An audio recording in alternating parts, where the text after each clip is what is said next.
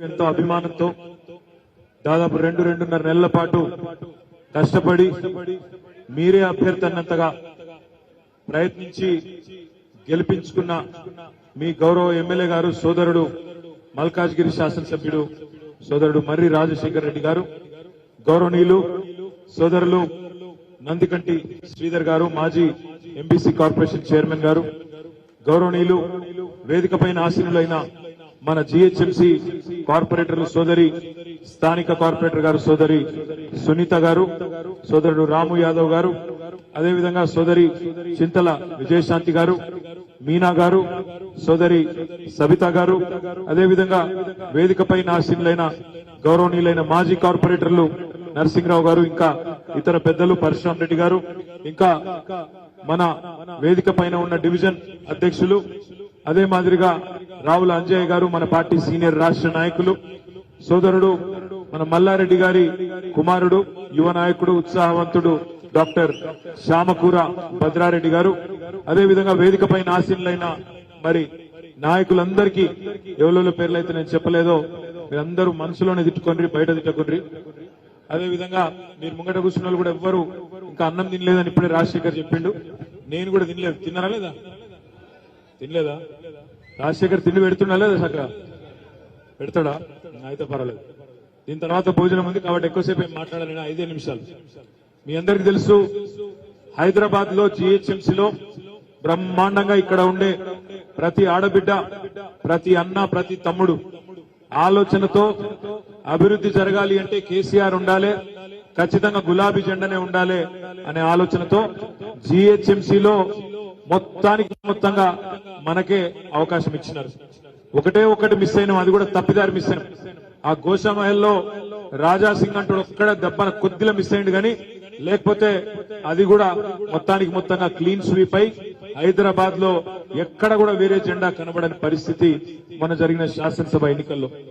కానీ బయట జిల్లాల్లో కాంగ్రెస్ పార్టీ చెప్పిన మోసపు మాటలు, 420 హామీలు, 420 హామీలు ఏవైతున్నాయో, మీకు బస్సు ఫ్రీ, బంగారం ఫ్రీ, మీకు ఇది ఇస్తాం అది ఇస్తాం అని చెప్పి మొత్తం జిల్లాల్లో ఉండే అమాయకులైన కొంతమంది ఆడబిడ్డలను, అన్నదమ్ములని ఆగం చేసి మోసం చేసి ఓట్లు వేయించుకొని గద్దెనెక్కినారు.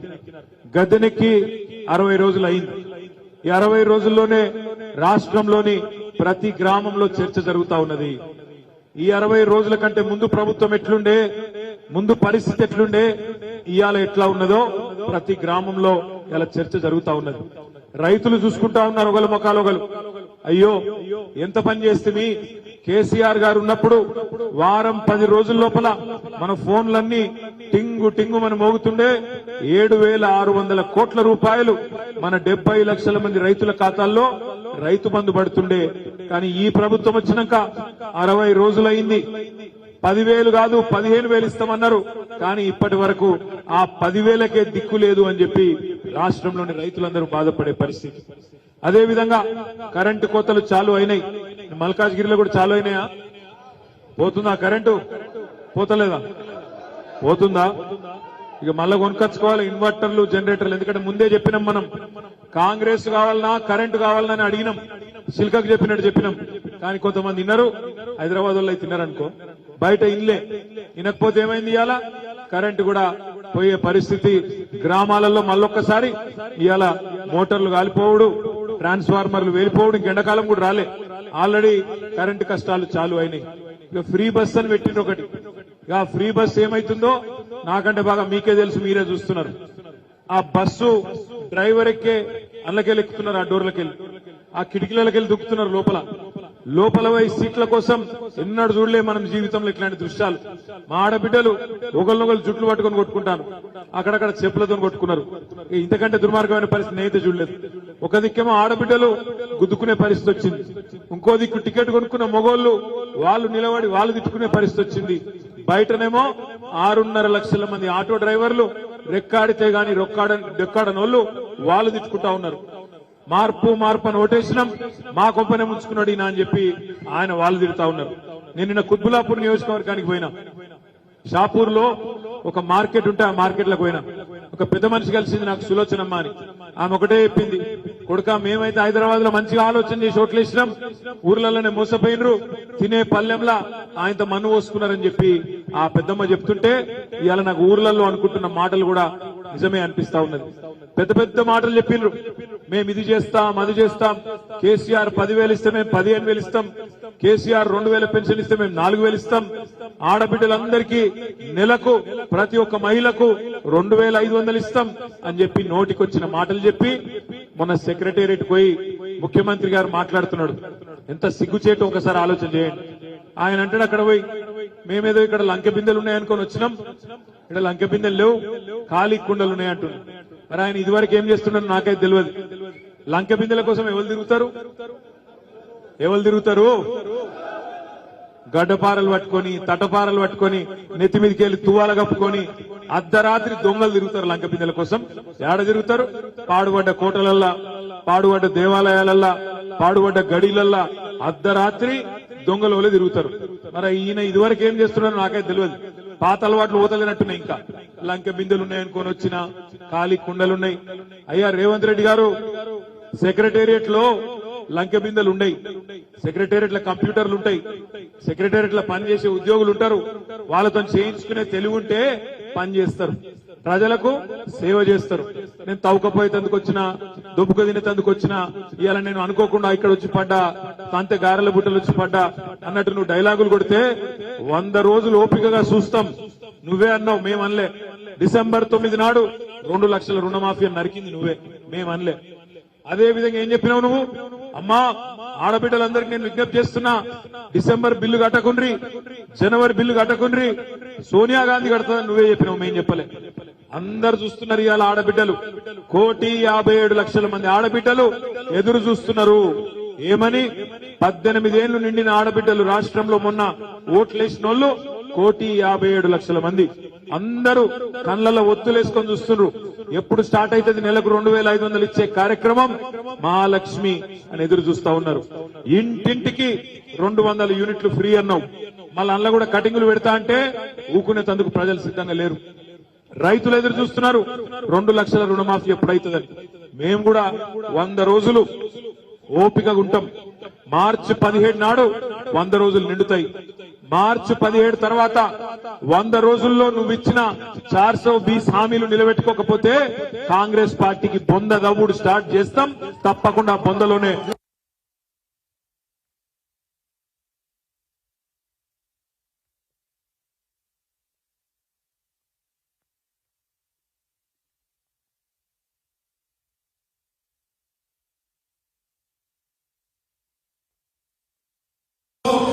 కేంద్ర ప్రభుత్వం బడ్జెట్ పెడితే బీజేపీ ప్రభుత్వం తెలంగాణకు గుండు సున్నా ఇచ్చింది. ఏమి ఇయ్యలేదు. ఒక ఆరోపి లేదు, ఒక కొత్త రైలు లైన్ లేదు, ఏమి లేదు. కానీ ముఖ్యమంత్రి గారికి నోరు పెరుగుతలేదు, నోట్లకి మాట వస్తలేదు. ఎందుకు భయపడుతున్నావు మోడీకి? నీ చుట్టేమని ఆయన చేతులు ఉన్నదా? కేసులకు భయపడుతున్నావా? దేనికి భయపడుతున్నావు ముఖ్యమంత్రి గారు? నేను అడుగుతా ఉన్నా. బీజేపీ మీద మాట్లాడే దమ్ము లేదు కానీ ఇక్కడికి వచ్చి మాత్రం కేసీఆర్ గారి మీద నోటికొచ్చినట్టు ముఖ్యమంత్రి అనే మాట కూడా మర్చిపోయి నోటికొచ్చిన బూతులు తిడుతా ఉన్నాడు. మీరు చూస్తా ఉన్నారు. కేసీఆర్ గారి వయసు అంటే గౌరవం లేదు, తెలంగాణ తెచ్చిన నాయకుడానికి గౌరవం లేదు, 10 ఏళ్లు ముఖ్యమంత్రి, ప్రజల చేత ఎన్నుకోబడ్డ ముఖ్యమంత్రి అనే విలువ కూడా లేకుండా నోటికొచ్చినట్టు మాట్లాడుతూ ఉన్నాడు. మాట్లాడడం మాకు కూడా వస్తుంది, బూతులు మాకు కూడా వస్తాయి, తిట్టుడు మాకు కూడా వస్తుంది. అదేం పెద్ద ముచ్చట కాదు. కానీ ఇవాళ నువ్వు ముఖ్యమంత్రివి, ప్రజలకిచ్చిన మాట నిలబెట్టుకో, ప్రజలకిచ్చిన హామీలు నిలబెట్టుకో. ఈ తిట్ల పురాణం బంద్ చేయి. నువ్వు బంద్ చేయకపోతే 100 రోజుల తర్వాత మేం తిట్టే తిట్లు మళ్ళా నువ్వు తట్టుకొని కూడా తట్టుకోలేవనే మాట కూడా నేను వారికి విజ్ఞప్తి చేస్తా ఉన్నా. పెద్ద పెద్ద మాటలు. అక్కడనేమో గుంపు మేస్త్రి గారేమో అట్లా మాట్లాడుతున్నాడు. ఇక్కడ మల్కాజ్గిరిలో ఓడిపోయిన ఆయన ఉక్రోషంతో ఆయన కూడా బాగా బాధలు ఉన్నాడు. ఆయన ఎక్కువ ఊహించుకున్నాడు, బాధపడుతున్నాడు. ఓడిపోయినాక తట్టుకోలేక కార్పొరేటర్లకు ఫోన్ చేసుడు, బెదిరించుడు, ఇవిగులో కొడతాం అవిగులో కొడతాం.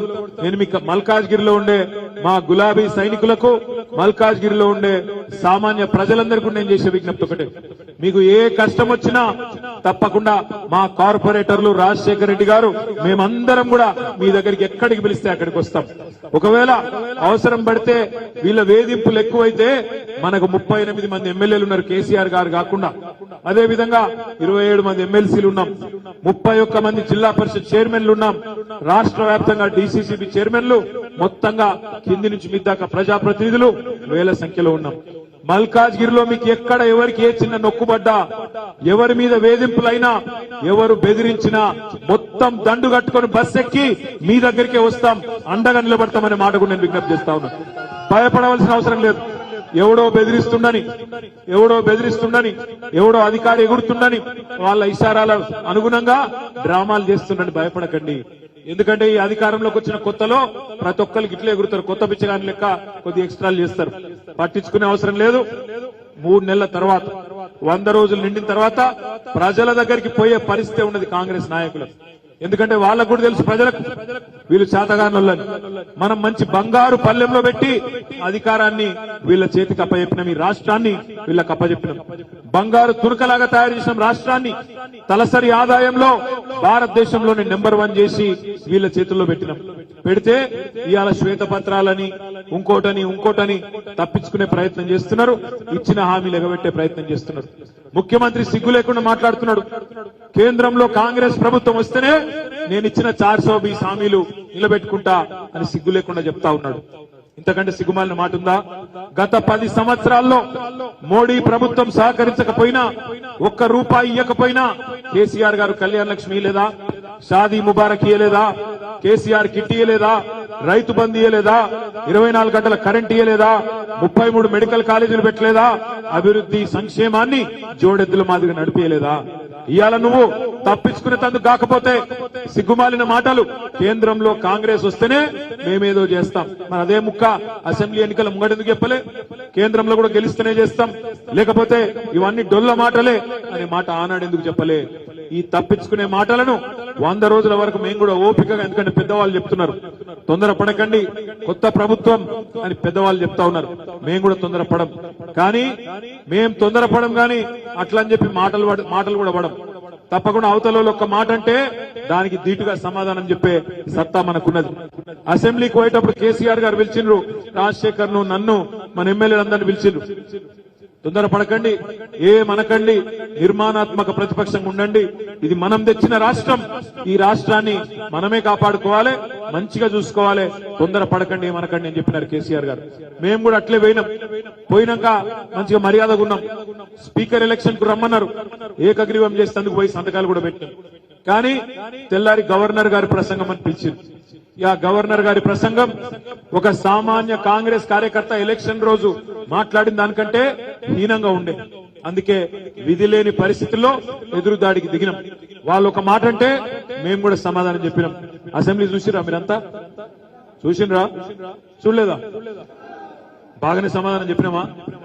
ఇంకా చెప్పేది ఉండేనా? ఒక్కటే మాట నేననేది, మరి కేసీఆర్ గారు తయారు చేసిన 2-3 సైనికులు మాట్లాడితేనే, 2-3 సైనికులు దాడి చేస్తేనే ఆయన పోయి చెప్పుకుంటున్నాడు ముఖ్యమంత్రి, నేను కుర్చే చదువుకోలేదు, ఇంకా ఏం చూసుకోలేదు, ఆ చెంప ఈ చెంప వాయిస్తున్నారు ఇప్పుడే అని చెప్తున్నాడు. మరి కేసీఆర్ గారు అడుగు పెడితే అసెంబ్లీలో ఎట్లా ఉంటుందో ఈ ముఖ్యమంత్రి గారికి మీరు ఆలోచించాలని చెప్పి నేను కోరుతా ఉన్నాను.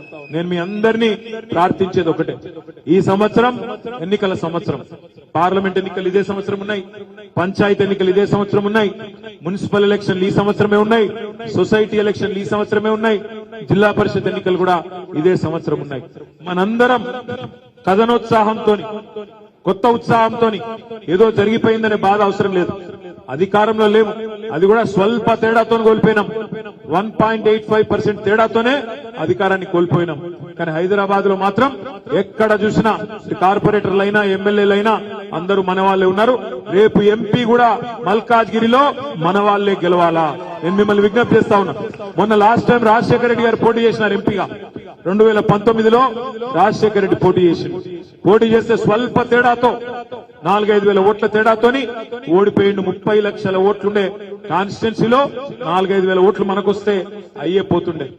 కానీ ఆ రోజు కొంత అలసత్వం, అన్ని మనమే గెలిచినాం కదా ఏముందిలే అని కొద్దిగా లైట్ గా తీసుకున్నాం. ఈసారి అట్లా కాకుండా గట్టిగా కొట్లాడదాం.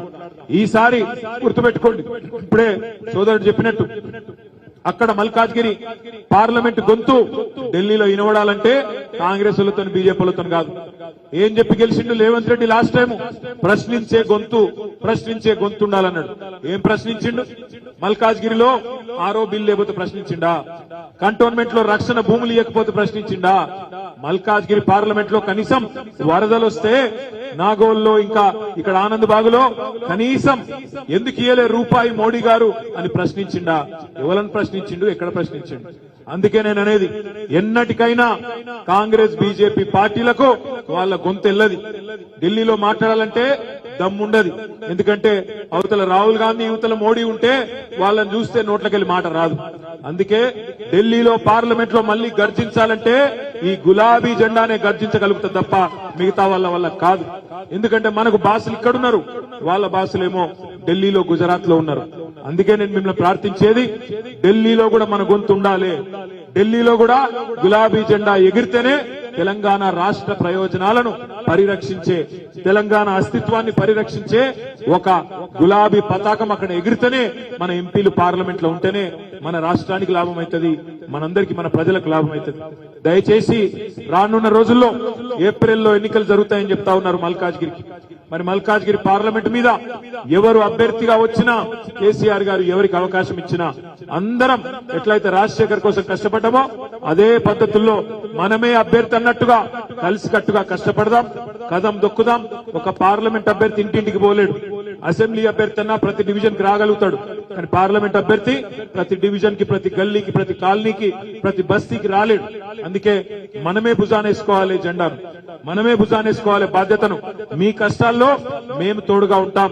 ఎన్నికల్లో మీరు కూడా అదే కథనోత్సాహాన్ని ప్రదర్శించి ప్రతి డివిజన్ లో మొన్నట్లయితే 50,000 ఓట్ల మెజారిటీ మల్కాజ్గిరిలో శాసనసభకి ఇచ్చిండ్రో, రేపు పార్లమెంట్ లో అంతకంటే ఒక ఓటు ఎక్కువనే తెచ్చే ప్రయత్నం మీరందరూ చేయాలని మనస్ఫూర్తిగా కోరుతూ, మరి ఇప్పటికే మీ అందరికి ఆకలి అవుతుంది కాబట్టి ఇంతకంటే ఎక్కువ ఓపికకు పరీక్ష పెట్టకుండా మీ అందరికీ పేరు పేరున ధన్యవాదాలు తెలియజేస్తూ జై తెలంగాణ.